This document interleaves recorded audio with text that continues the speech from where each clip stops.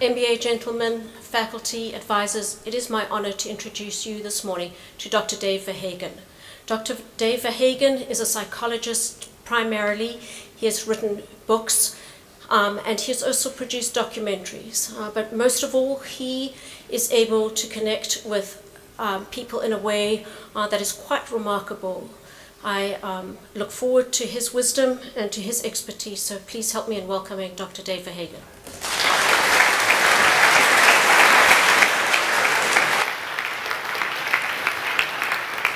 Thanks, Caroline.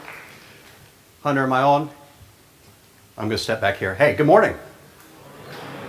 My name's Dave, and let's go ahead and address the elephant in the room, which is that most talks like this, like the talk that I'm getting ready to give, they, what's the word, suck.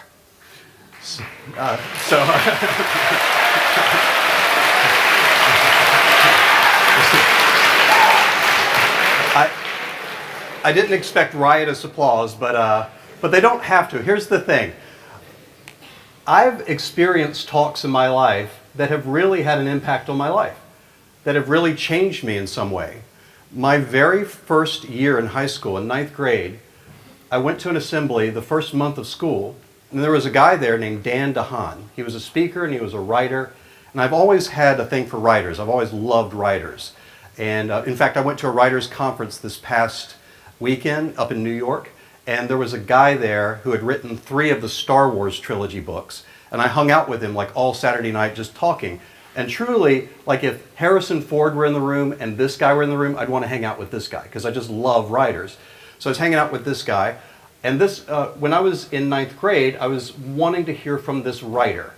And what he said was, even though you were young, other people are not going to stand up for what they believe in. Other people are not going to stand up for what they value. And even if other people will not stand, you need to be the guy that stands up. And in many ways, that fundamentally changed my life. I didn't at the time know really what I believed in or what I stood for, but over time it helped me kind of evolve that.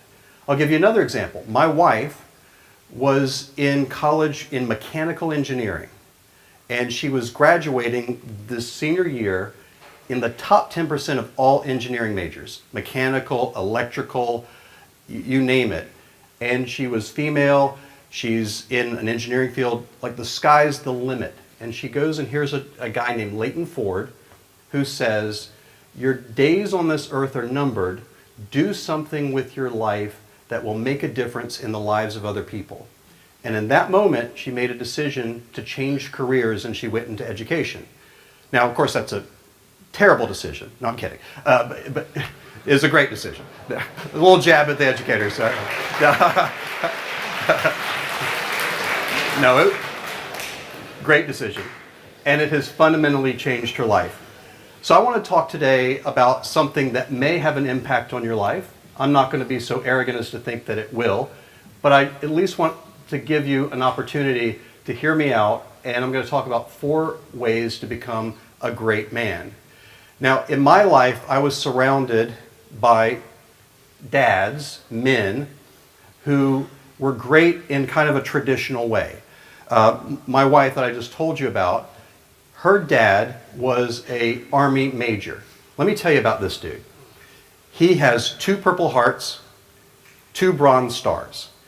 He's fought in 2 wars. In Korea, he was in the belly of a tank that ran over a landmine while he was in the belly of the tank and exploded the tank, and somehow he survived. Now, can't hear very well, but he survived the tank explosion. That's him, by the way, on this side, pinning a medal on his son. And so he's this really tough guy. He got a Bronze Star, then he's in Vietnam. He is in his camp for his troop in Vietnam. There's a mortar attack.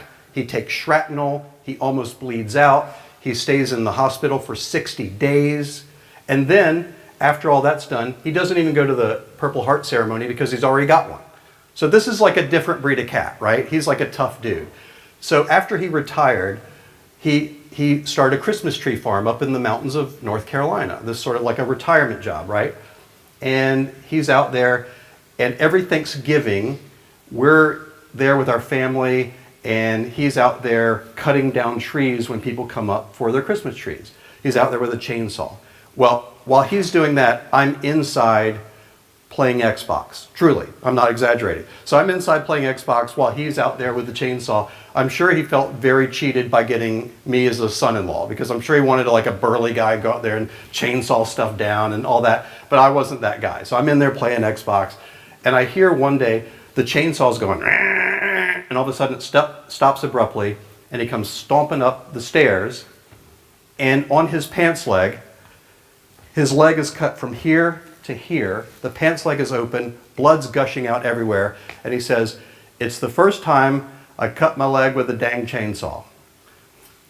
Goes into the back bedroom, 10 minutes later, comes out with a new pair of pants, and chainsaw starts up again. Like, he didn't think one thing about it. If that had happened to me, I would never get over it. You know, if I cut my leg with a chainsaw, I'd never get over it. Every conversation I ever had would be about the chainsaw cutting my leg. Like, somebody would say, "Hey Dave, can you help with the groceries?" I'd be like, "You remember I cut my leg with a chainsaw?" Like, every conversation would revolve around that. He didn't think one thing of it after it happened. So he's a tough dude, and he's got this sort of image of a guy who's kind of a traditionally tough man. My dad, who isn't traditionally tough, but had a very interesting history that I'll tell you. He was tall, about 6'4", bit of a beanpole, 170 pounds. And the backstory for him is that when he was in high school, it was right during the time when Brown versus Board of Education was being implemented and the schools were being integrated. And the racial tensions in his high school, in his school district, were so high that about October of his senior year, the school system said, "We're shutting down the school system. So either come back next year and get your diploma, or go get a GED." So he went to the shipyard and got a GED, worked as an electrician's apprentice, and then in doing that, he got in on the ground floor of the computer revolution. And the government snatched him up very quickly. Now here's why I'm telling you this. He didn't have a college degree. He was snatched up from the Newport News Naval Shipyard with just this GED, but he had a computer experience.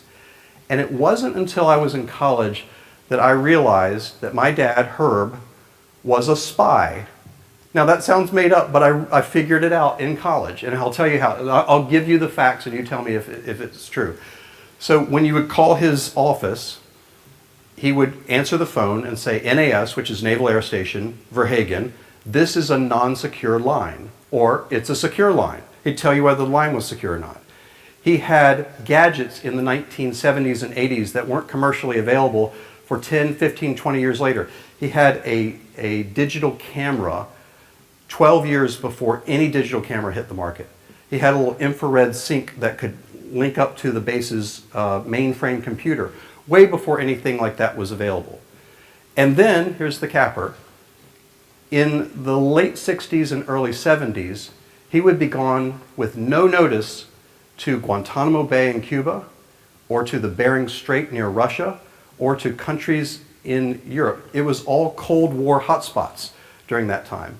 And he'd come back and he'd bring us little trinkets from Cuba, and he would never say what he did. And it was not until college that I was like, "Oh, you're a spy." So I said, "Hey Dad, you're a spy, aren't you?" And he goes, "Yeah, I'm a spy," which is exactly the way you'd say it if you were a spy, right? You're like, you can't tell if he's joking with you or telling you the truth. It's like, "Yep, I'm a spy."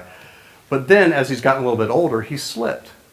And he was talking about how you can get a little flash drive, and in the flash drive you can get like 8 gigabytes of memory. And he said, when we first had computers for the government, you know, it's called the government, it was like we'd have a whole room with this big mainframe, and the entire computer would have only 128K of memory for the whole thing.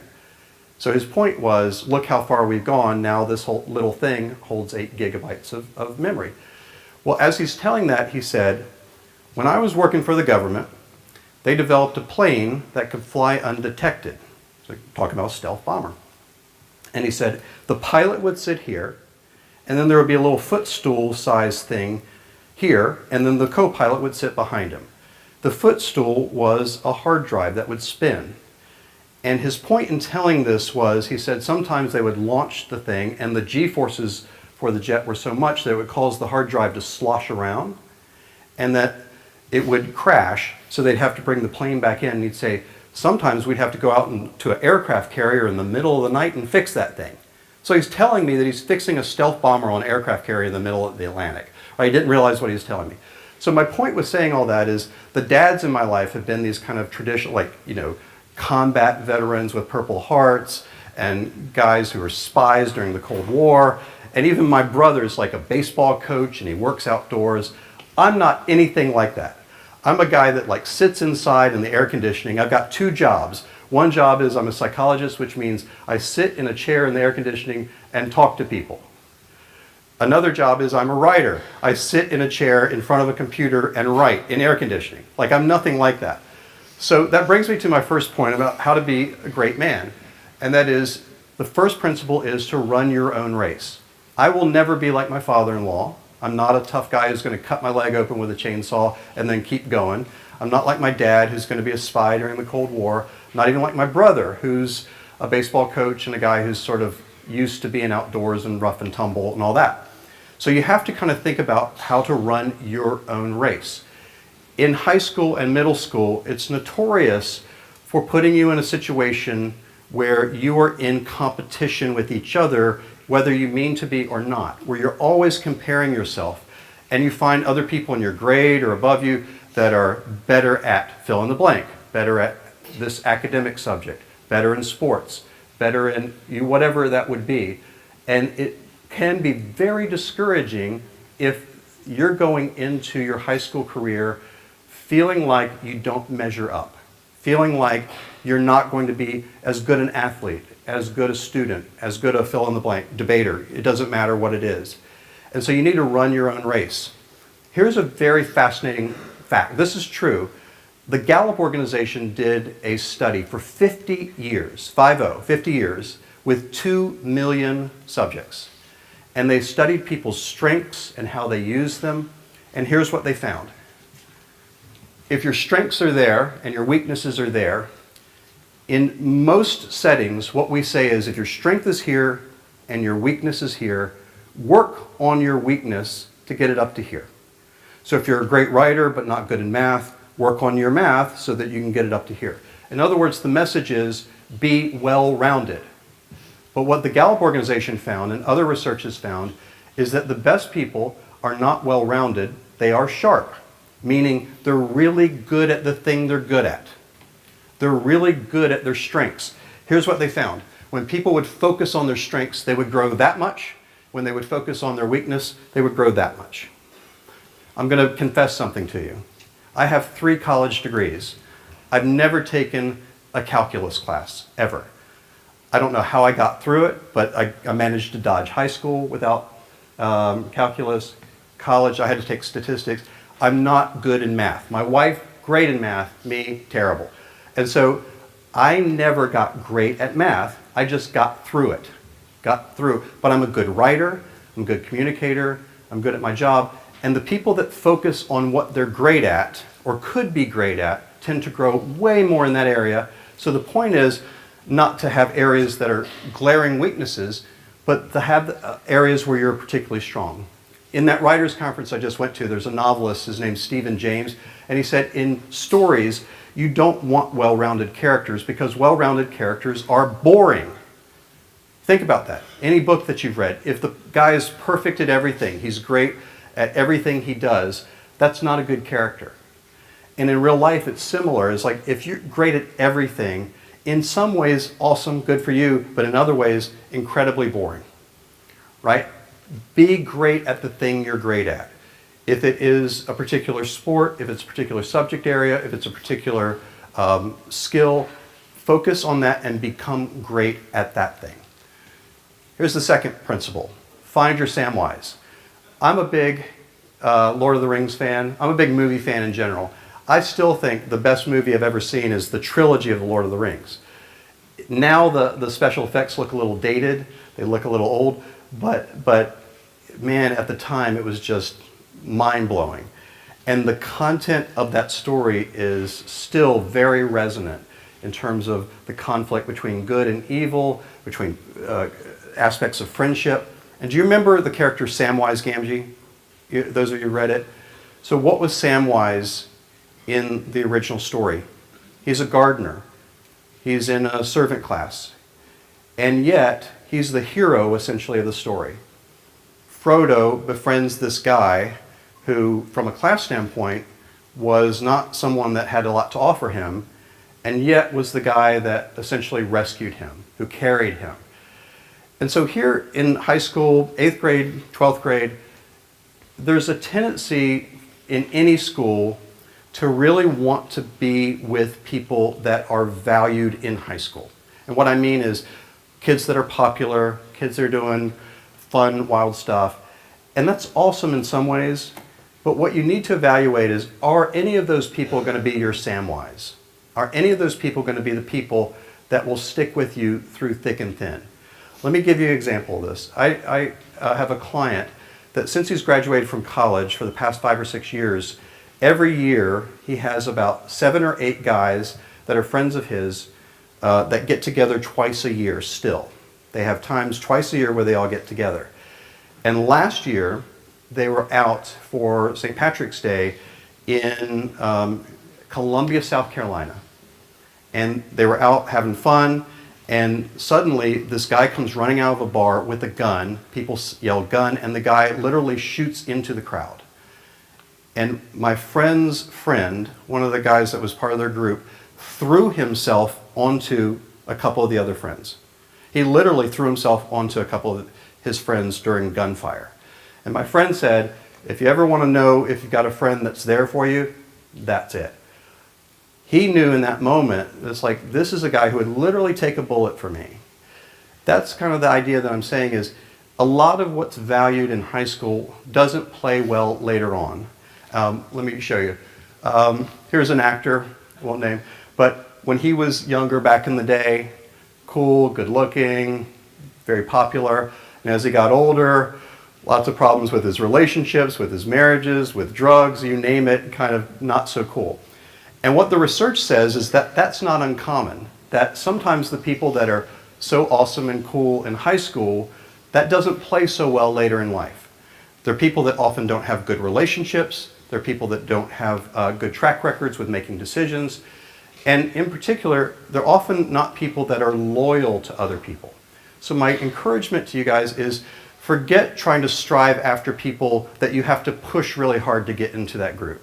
Focus more on people that are going to be good for you, that are going to take a bullet for you, that 5 years and 10 years and 20 years out of high school will be there for you. My challenge for you guys is, even this year, think about if there are 2 other guys that you could build a strong enough relationship that you would be confident that down the road they take a bullet for you.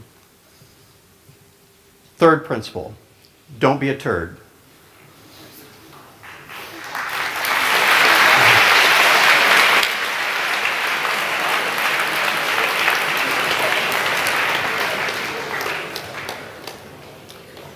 There are different kinds of turds, there are different levels of turd. So I did something a couple weeks ago that I've never done before. I've gone to 250 plus concerts. I'm a big concert guy, so I love concerts. And there was a band that I really wanted to see, and the closest I could find was in Raleigh, North Carolina. The band, by the way, is Arcade Fire. I don't know if any of you are Arcade Fire fans, but a couple of you, okay. Yeah, it's like 3 people in this crowd of 700 people.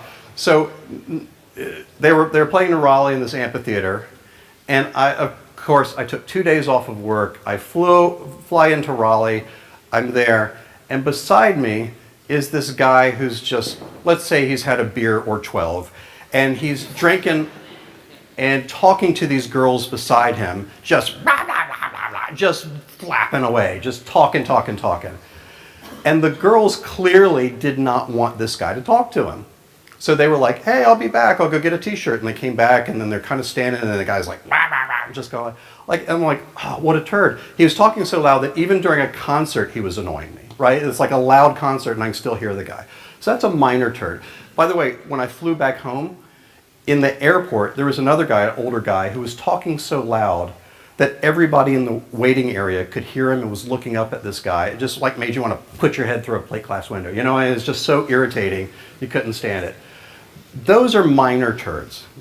What I'm talking about is major turd. And by that I mean people that are mean, that bully, that are self-centered and selfish. Don't be that guy. Sometimes it's easy to be that guy, but don't be that guy. I'm going to show you a statistic or a fact that is unfortunate, and I'm not saying it as a criticism for you men, but I'm saying it really as a reality. And that is that rates of narcissism in the US are currently at a 50-year high. They've done studies where they've used the same measure of narcissism every year for incoming freshmen, and currently we're at a 50-year high of narcissism. Really, it might be higher than that because it's only been 50 years they've been studying it. In other words, since they've been studying this, it's the highest it's ever been. And traits that are related to narcissism, being self-centered, being overly materialistic, lacking in empathy, are also pretty much go in that same direction. And we see this in our public discourse.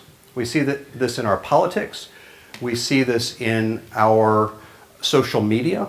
We see this in interactions that are videotaped, that we can view.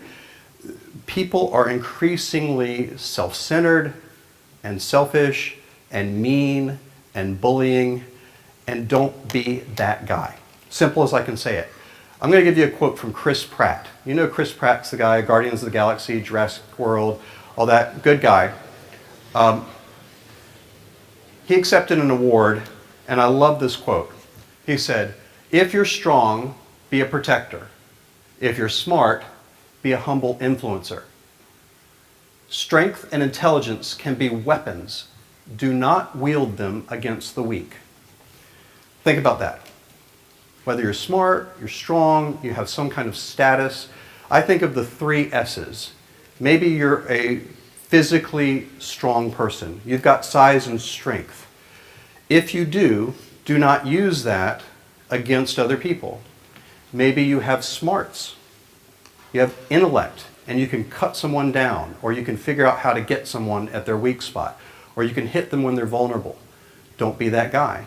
Maybe you have some other kind of status, something by virtue of your family's position of influence or any power in the community, or something that gives you status from your athletic ability or your looks or something like that. Whether you have strength or smarts or some kind of status, don't use those things as weapons against the weak. Be a guy who chooses the opposite, who chooses to care for people, who becomes a champion of those who are left out, who are marginalized, who are oppressed. Be that guy. If I want to leave you with one thing this year, is don't be the guy who's the turd. Be the guy who's the good guy. The last thing I want to share with you is the 4th principle, and that is do good, scary things. I'm going to tell you a story about my mother, and I apologize in advance. So, when I was growing up, my mother liked to scare us so that we would stay in line. And she would tell stories of things that I found out later were not true. So she would make up stories so that we wouldn't stray out of line. So one of the stories she told one time is I had to ride the bus for a field trip. So I'm riding the bus for the field trip. By the way, I never rode the bus because I lived close to the school, we had a little carpool, and I never rode the bus. So for whatever reason, she was worried about me riding the bus. And she says to me before I get on the bus for the field trip, "You know, there was a boy here in town who was riding the bus, and he put the window down and he stuck his head out, and a telephone pole came and knocked his head off." And terrified me. So of course I never opened the window in a school bus, and I never lowered the window, anything like that. But the one that was the real capper was this, and I promise you she said this. We were going to a supermarket when I was young, and she had my brother's hand in my hand, and she said, "I want you to stay near me and not run off." Because here in this very supermarket, it was called Giant Open Air Market. I remember it, it's like burned in my mind. Here in this very supermarket, a little boy ran off from his mom, and he went into the bathroom, and there was a man with a knife hiding in there, and he cut his penis off.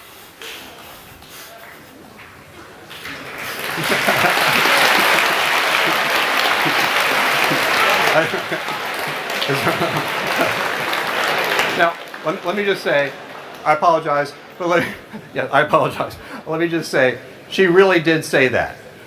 I found out later, zero truth to it, right? There was no truth to the story. So she was saying that to keep us in line.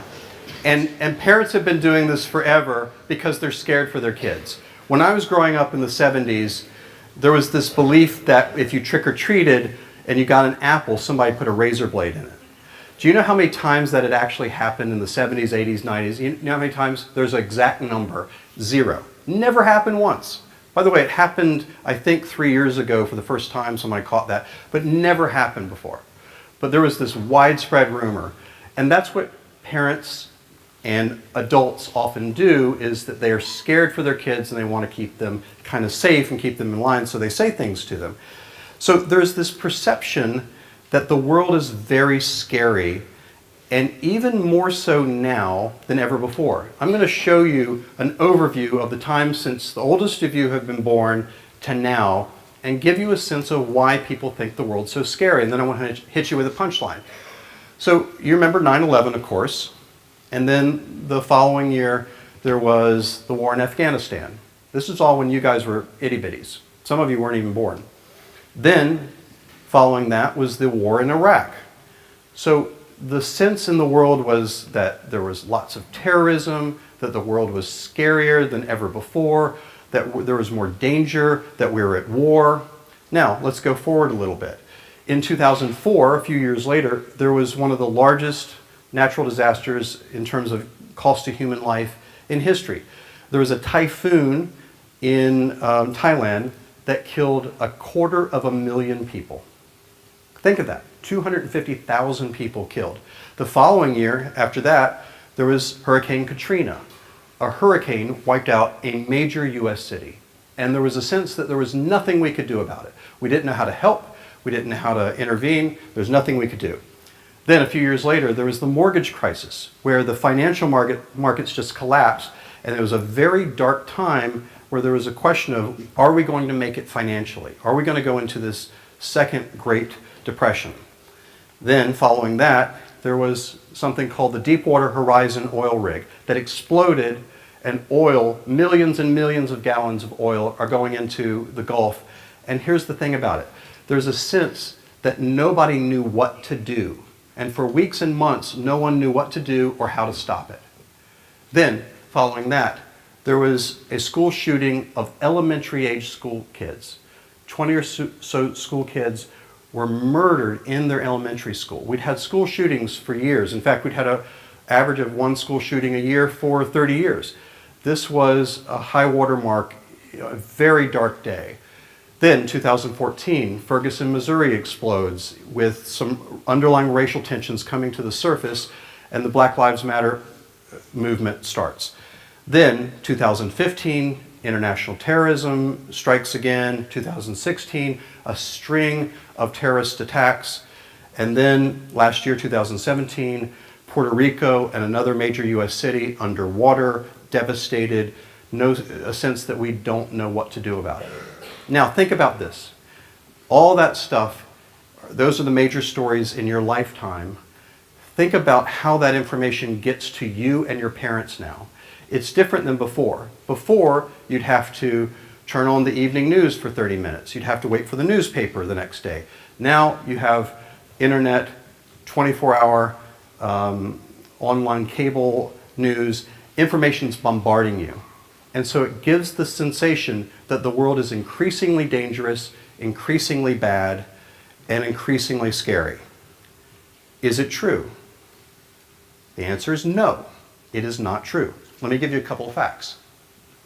First, you're actually 271 times more likely to die in a workplace accident than you are from terrorism. In other words, if you go to work, you're more likely to have the vending machine fall on you and kill you than you are to be shot up by a terrorist or blown up. 271 times more likely.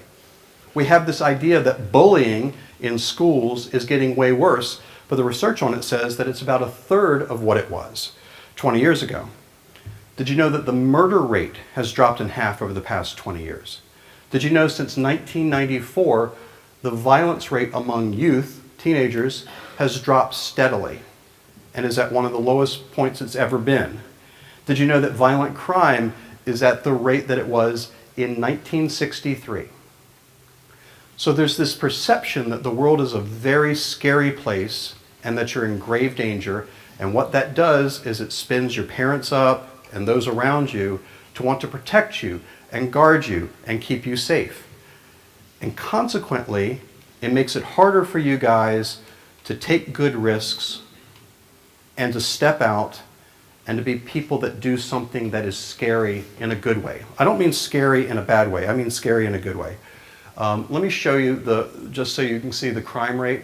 That's going to 2012, but if I went all the way to 2016, which is the last data I have, the same drop applies. It's just a ski slope down. The crime rate of violent crime is much lower than it was back in the 90s, back in the 80s, certainly back in the 70s. In some years in the 1970s, there was a domestic bombing every day of the year. No kidding. You can look that up. It is something that we have this perception that the world's scarier, but it's not. And because of the perception, it makes it harder for you guys to step out in a sense of strength to do scary things.